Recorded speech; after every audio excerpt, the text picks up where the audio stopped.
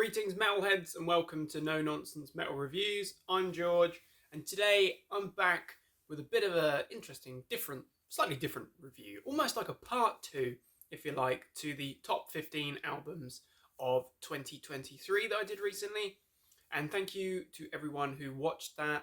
Thank you to everyone that commented and interacted with that particular review, got involved. Totally overwhelmed with the response there. And also a big thank you to everyone who provided recommendations on that review and also, gave their top 15 or top albums of 2023 as well. It was great to have some decent recommendations and also just to get that interaction going within our metal community. So, one thing I neglected with that 2023 top 15 albums was a few honourable mentions. I did mention a few albums at the very end there that actually I had listened to a little bit too late or hadn't listened to yet for them to be included in the top 15. So since then, I've had a chance to listen to some of these albums that I didn't get last year, didn't get in 2023, primarily because I wouldn't pay the full price for it.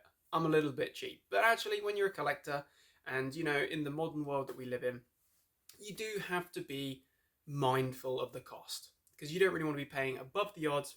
15, 16 pounds for a CD, 17 quid for a CD is not acceptable in my opinion. So now that they've steadily decreased in price, I've picked up a few of those gaps, and actually there's some seriously good stuff that I missed first time round. So I'm going to mention those. I'm going to mention the honourable mentions, some of the things that, some of the releases that they were so close to being in the top 15 albums, but actually, even though they didn't make it, if you haven't heard these ones, then definitely go and check them out. And also I'm going to touch a little bit on some of the things that I'm looking forward to the most in the world of metal in 2024. So to start off, we're going to go through the albums that very nearly made it into the top 15 albums, to my top 15 albums of 2023. And the most notable omission from that list was Daemon, the second album after the return of the great Mystic Circle, German symphonic kind of epic black metalers, and this is a glaring omission, and it's a mistake entirely on my behalf. I thought Daemon came out in 2022. Wrong, it came out in 2023. The self-titled album that was released in 2022. I must have been getting my years confused. That was the return album. That was the comeback album. So I got it wrong. This was 2023. And it is an absolute belter of an album. It's a fantastic, fantastic album. I absolutely love this album. Start to finish. Epic, theatric, grand black metal. You get symphonic elements. There is a lot of theatric there. Definitely. A proper sort of King Diamond-esque theatrics, coupled with sort of Dimmu Borgir, like symphonic elements, orchestral elements. Start to finish, absolute belters. Tracks like From Hell, Unholy Trinity, The Great Asmodeus and the Temple of God, The Mothman, Skinwalker. Epic stuff. Freaking epic. Absolutely love this album, start to finish. I think it's an absolute belter. Essential, as I say, for fans of Dimmu Borgir. If you just like your black metal to be a little bit grander and a little bit more theatric. Killer riffs, brilliant vocals. It's an all-round brilliant album. And I can't believe I missed it. Mystic Circle are a fantastic band. Absolutely love them. So, Daemon would have, if I hadn't got confused, definitely ranked in the top 15. Another album that unfortunately just came out a little bit too late for me to include in my top 15 albums is an album that has grown on me massively. Certainly over the last few weeks, where I've been listening to this album a lot. Last Day of Sun from Massachusetts death metalers Fuming Mouth. Absolutely love this. Listening to this a lot because I did actually have the great pleasure of catching them live in Norwich last weekend, I believe, or a few days ago. Excellent live band. Absolutely killer stuff. Really, really good performance they put on there. And this album is a belter. Perfect combination of old school death metal, sort of HM2 style, Entomb, Dismember-esque old school death metal, coupled with hardcore, coupled with a little bit of a punk aggression. Absolutely fantastic. Absolutely brilliant album. Love this. It's only the second album from the band, but they pack a weighty, weighty punch. Start to finish, this is a killer album. Out of Time, The Silence Beyond Life, I'll Find You, Kill the Disease. Absolutely excellent stuff. If you're a fan of bands like Entrails, fans of bands like Lick, you're definitely gonna dig this. Fuming Mouth with Last Day of Sun. A killer album indeed.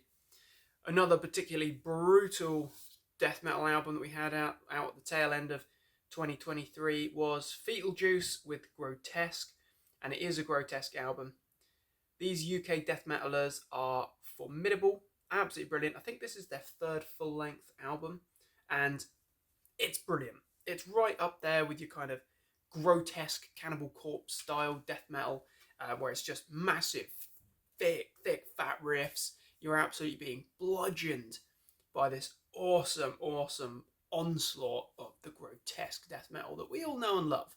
As I say, from bands like Cannibal Corpse or Obituary or Deicide. It's relentless. And actually, this is a really cracking album.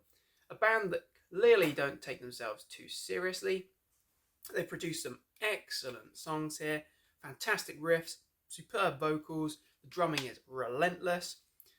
Tracks to check out then: Human Beachmaster, which opens the album up in a spectacularly Cannibal Corpse style way. We've got Legion of the Grotesque, the excellently titled Two Bongs Don't Make a Right, The Walking Groin, and Gruesome, the title track. Absolute killer. If this had come out earlier in the year and I'd had a little bit more time to familiarise myself, it could quite possibly have achieved a spot in that top 15 albums. But certainly it's one of the best sort of more underground or lower key death metal releases that I heard of 2023. There we have it, Fetal Juice with Grotesque. Great band, one of the best UK death metal bands that I've heard for a little while. Up next, a little bit of an interesting one. Controversial, talking about anything to do with deathcore, but how about symphonic blackened deathcore? Carnifex. They do it very, very well. Alongside Existentialist and Lorna Shore, these guys incorporate a lot of symphonic elements into their music, a big orchestral bit. It's very theatric in that nature. It's very dark, but there's also sort of blackened vibes in there as well. Brilliant vocals from, I believe it's Scott Ian Lewis, and the full band is really tight. I think this is one of the best Carnifex albums that I've heard in a long time. I haven't been following them all that closely, I will admit, for a number of years, but this album, I decided to give it a go, and Necromantium is an absolute beast. Start to finish, heavy as hell, some killer tracks in the form of Torn in Two.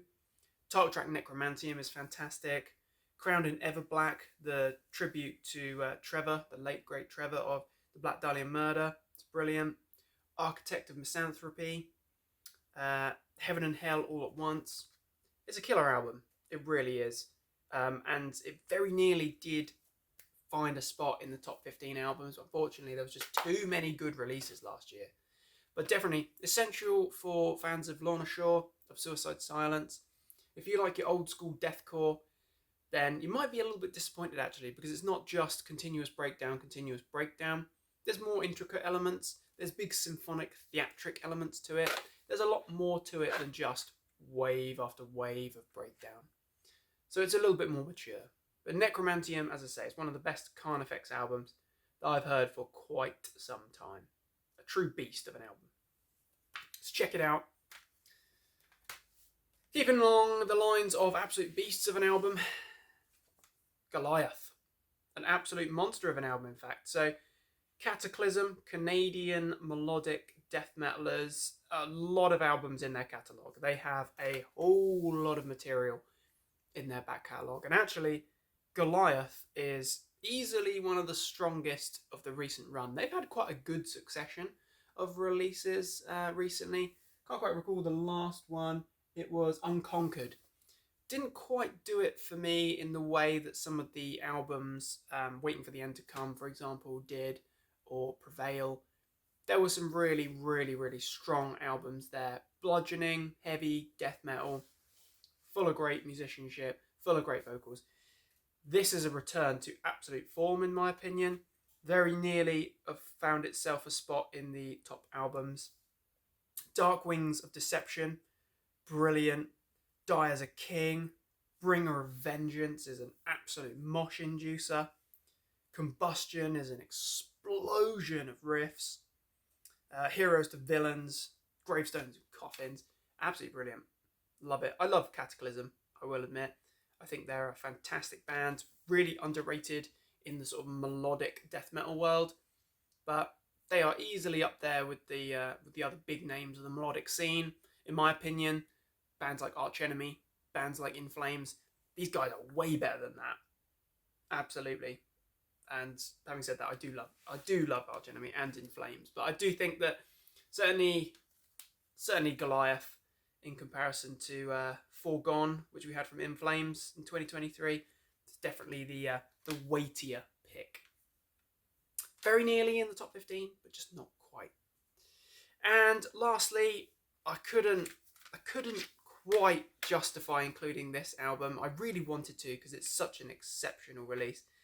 But the re-recorded version of Morbid Visions from the brothers Max and Igor Cavalera, absolutely love it. It's the re-recording of the debut album from the legendary Sepultura. Of course, Sepultura exists in a completely different incarnation now. Under Andreas Kisser. You've got the great Derek Green on vocals, fantastic vocalist.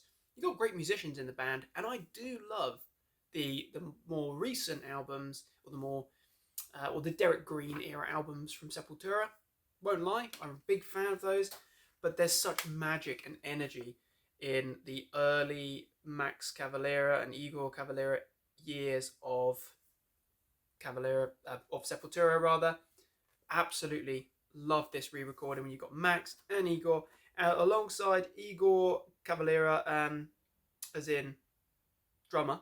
You've got Max's son Igor Amadeus Cavalera on bass. Keeping it in the family, keeping it Cavalera. Really solid. I think the only issue is the mixing is a little bit poor, where there's quite a noticeable gap between the end of one song and the start of another. It kind of breaks the flow. What you want is just one song rolling into another. But because it's a re-recording, I didn't feel that I could really justify including it in the top 15 albums. But it's easily one of my favourite things that came out last year, alongside the debut EP, re-recorded by Cavalera, originally released by Sepultura.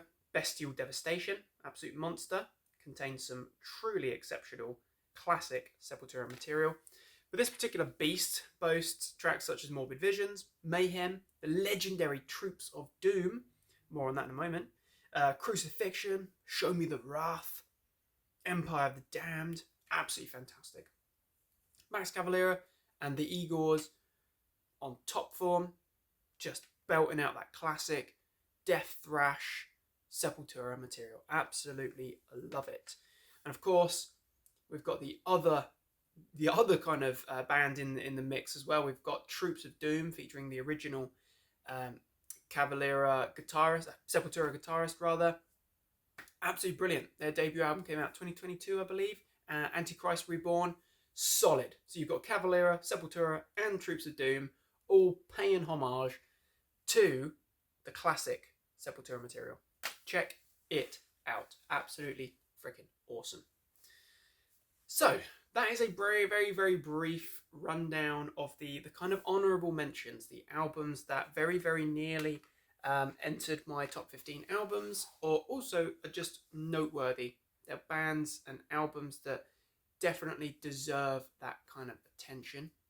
They deserve that sort of tribute there. So check these albums out because they are all just as worthwhile checking out as the albums that I mentioned in the top 15. So a few albums that I didn't acquire until a bit too late in the process, but still some fantastic releases from 2023. Marduk with Memento Mori. This is a great album. They've stripped away all of the kind of slightly risky Nazi aesthetics, and they've just gone for tributes to the grave and the darkness and death, all that good stuff. Shown here in the Darkness Shall Rise Productions cassette tape form. This is a great album. It's really solid.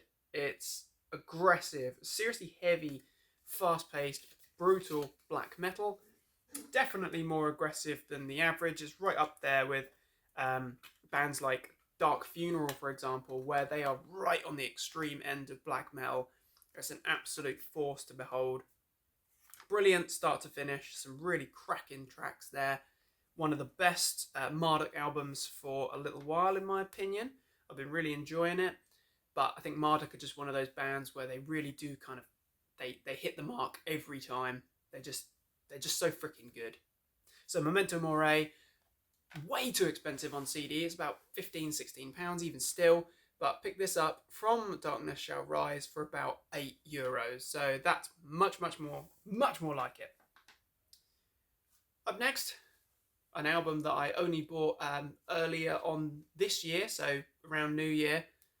Cannibal Corpse with Chaos Horrific. The new album, a reliable album. This is just classic Cannibal Corpse, basically. This is just, you know what you're going to get with Cannibal Corpse. They deliver time and again. It's just brutal death metal. It's absolute riff fest. It's freaking great. It's disgusting. It's gory.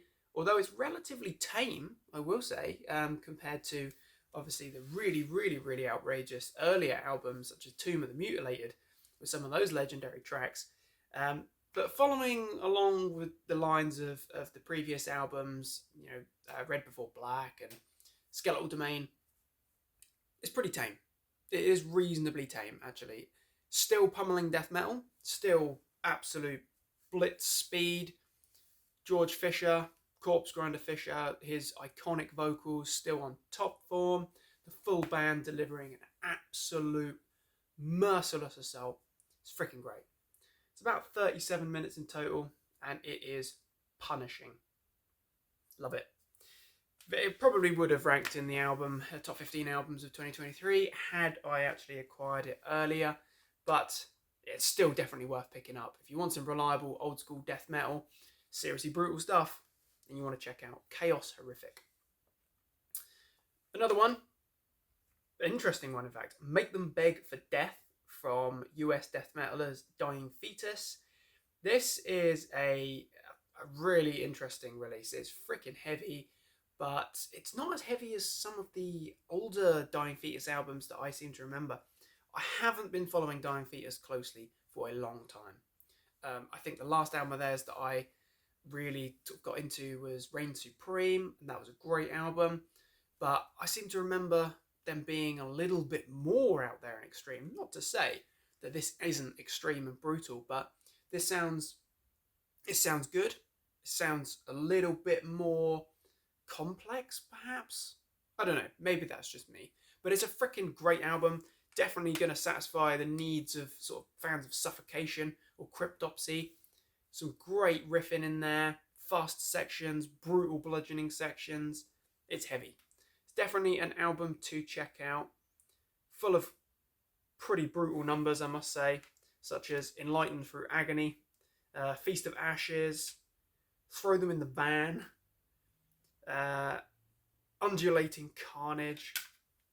You get the idea. Essential for Suffocation fans, essential for fans of bands like Cryptopsy or Cannibal Corpse.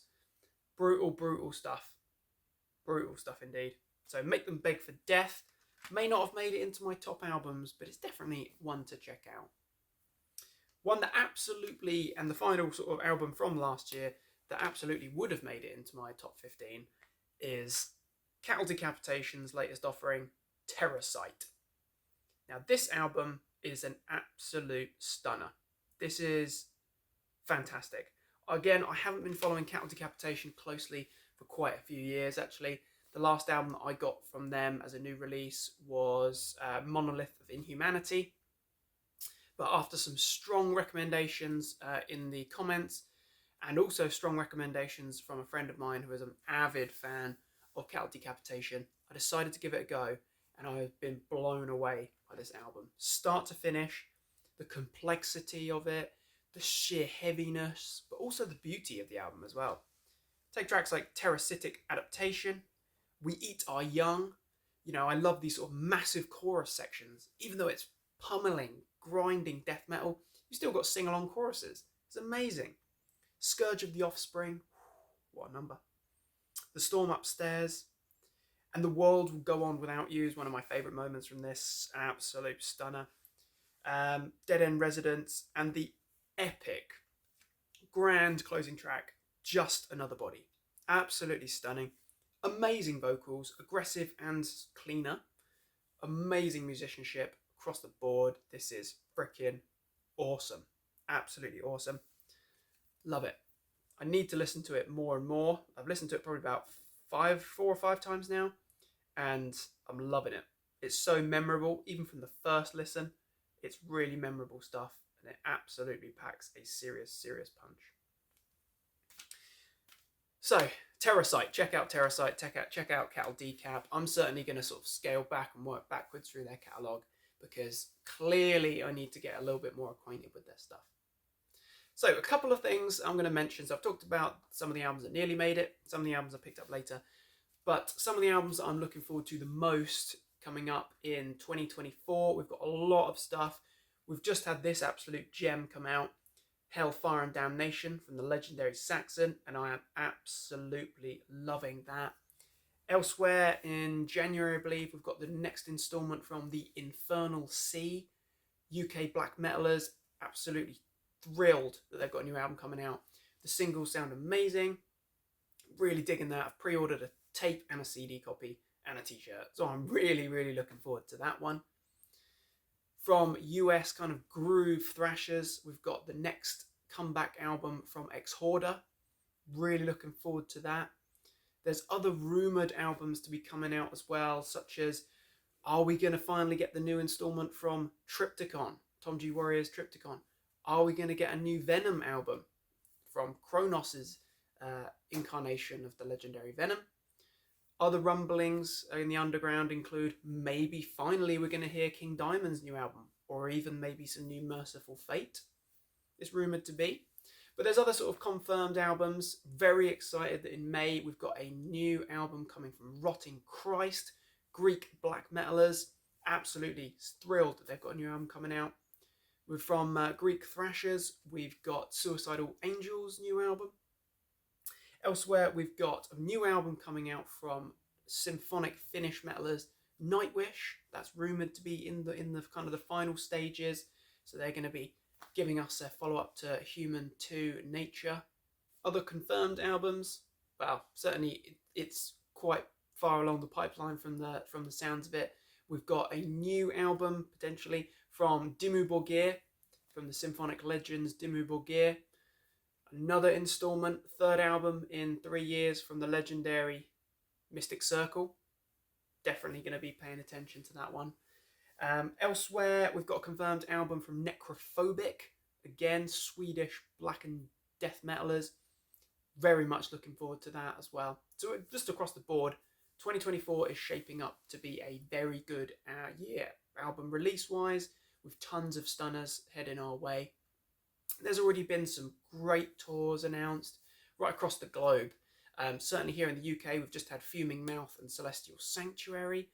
In a few weeks' time, we've got pirate metalers Ailstorm taking the road alongside folk metalers Korpiklani.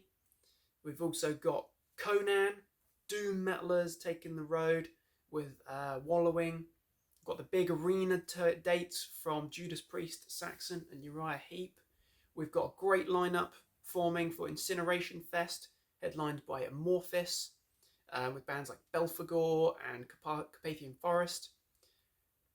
We've got another brilliant festival coming up from the great Stone Dead Festival, of course. Headliners yet to be announced, but we've got KK's Priest, we've got Doro and Tailgunner already on that bill. Bloodstock is shaping up to be a good one as well. I know that across the weekend we've got Rotting Christ and Enslaved, Korpiklani. Got some great stuff coming up. So 2024 is looking to be a very metal year indeed. So my friends, what are you looking forward to in 2024? What albums, what tours, what what metal are you looking forward to in 2024, the rest of this year? Any thoughts on these albums that very nearly made it to the top 15, or the ones that were glaring omissions? What are your thoughts and opinions? If you haven't seen the top 15 albums 2023, I recommend you go and check that out. But thank you very much for watching, my friends. Do feel free to comment. Do feel free to start up some dialogue on this. Thanks for watching, my friends. Do take care of yourselves. Do check back soon for more reviews and recommendations for all the good heavy things. Stay heavy.